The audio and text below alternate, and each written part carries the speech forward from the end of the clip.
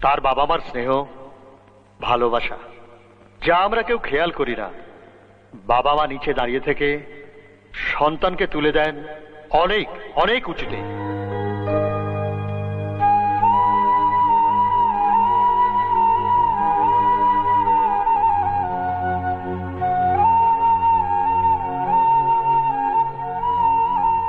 দেখেছিস মজা, আমাদের অঞ্জলি আজ পুরস্কার পাবে।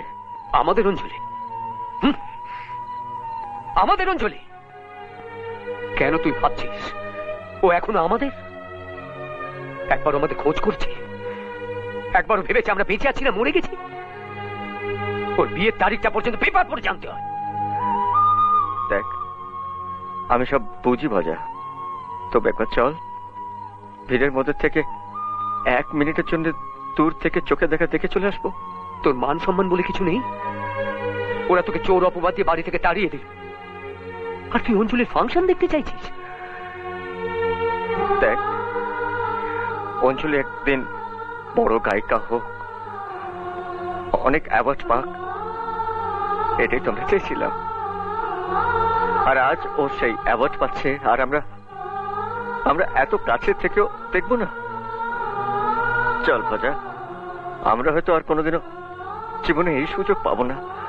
চল ভজা, চল। দেখ ভজা, তুই রাগ করিস না, একবার দূর থেকে দেখেই চলে আসবো। আয় আয় আয়। দাদা শোন, আমার কোথায় যাচ্ছিস? এখানে কেন এসেছিস? আমরা একটু ভেতরে যাবো। কনস্টেবল, ওদেরকে এখান থেকে সরে যেতে বলো। চল চল যা, ওইদিকে গিয়ে দাঁড়িয়ে দেখ। যা।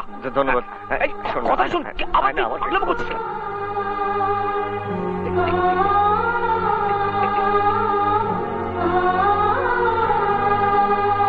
আমি আমাদের সঙ্গীত শিল্পী অঞ্জলিকে নয়, সেই অচেনা অজানা অঞ্জলিকে জানতে চাই তারই মুখ থেকে। যেদিন তার পাশে কেউ ছিল না, ছিল শুধু স্বপ্ন আর তার বাবা মা।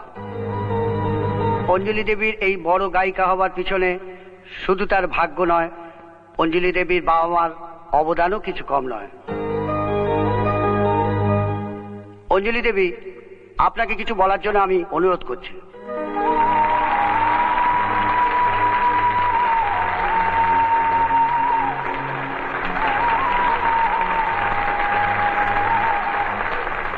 আপনাদের সকলকে আমার নমস্কার।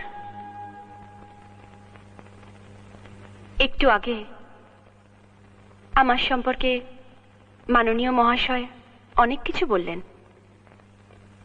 আমার আজকে এই গায়িকা হবার পেছনে নাকি আমার পরিবার, বাবা মার অবদান অপরিসীম। কিন্তু না, এটা ভুল, সম্পূর্ণ ভুল। আমার মতো জীবনে কষ্ট খুব কম মেয়ে পেয়েছে। আমার জীবনে কোনো দিনও সুখ ছিল না, কোনো দিনও না। একটা মাছ যখন অ্যাকোয়ারিয়ামে জন্মায়, তখন সে নিজেই জানে না কোথায় নদী আর কোথায় সাগর। ঠিক আমার জীবনের মতন। আজকে আপনারা সবাই জানেন আমি একজন নামী গায়িকা, কিন্তু কি করে এই গায়িকার জন্ম হলো সেটা আপনারা কজন লোক জানেন? আমি বলছি, আমার এই গায়িকা হবার পেছনে আমার পরিবারের কোনো অবদান নেই। আমার কথায় দুঃখ পাবেন না। মানুষ যখন নামী হয়ে যায়, তখন যার জন্য সে নামী হলো সেটা ভুলে গেলে চরম অন্যায় করা হয়, পাপ করা হয়। আমি যে কোনোদিনও গায়িকা হব এ আমি স্বপ্নেও ভাবিনি।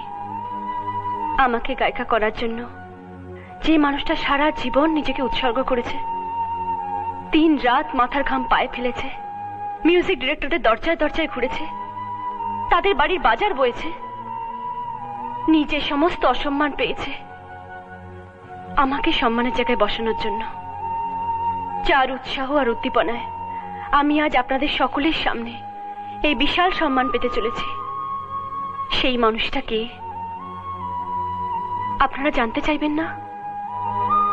হ্যাঁ, এক সময় সে চোর ছিল। আমি তাকে বাল্মীকির গল্প শুনিয়েছিলাম। রামায়ণ পড়তে দিয়েছিলাম। সে হয়তো বাল্মীকি হতে পারেনি, কিন্তু আজকে সে আমার কাছে রামচন্দ্র হয়েছে। আজ আমাকে আকাশের তারা করে দিয়ে সে দাঁড়িয়ে আছে অনেক নিচে, আড়ালে,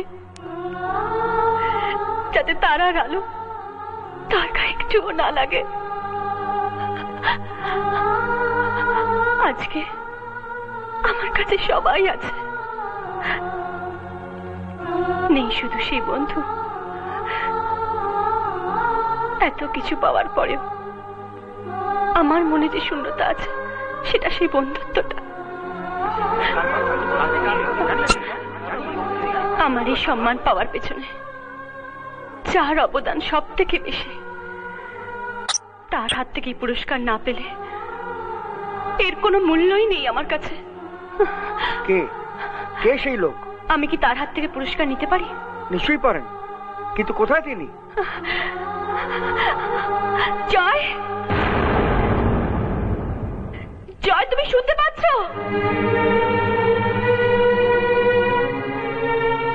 জয়,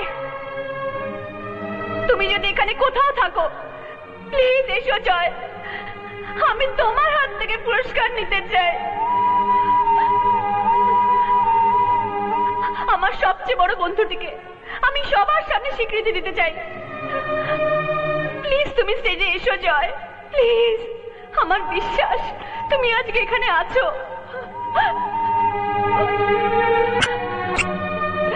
প্লিজ জয়, তুমি স্টেজে এসো। আমি তোমার হাত থেকে পুরস্কার নেওয়ার জন্য অপেক্ষা করছি।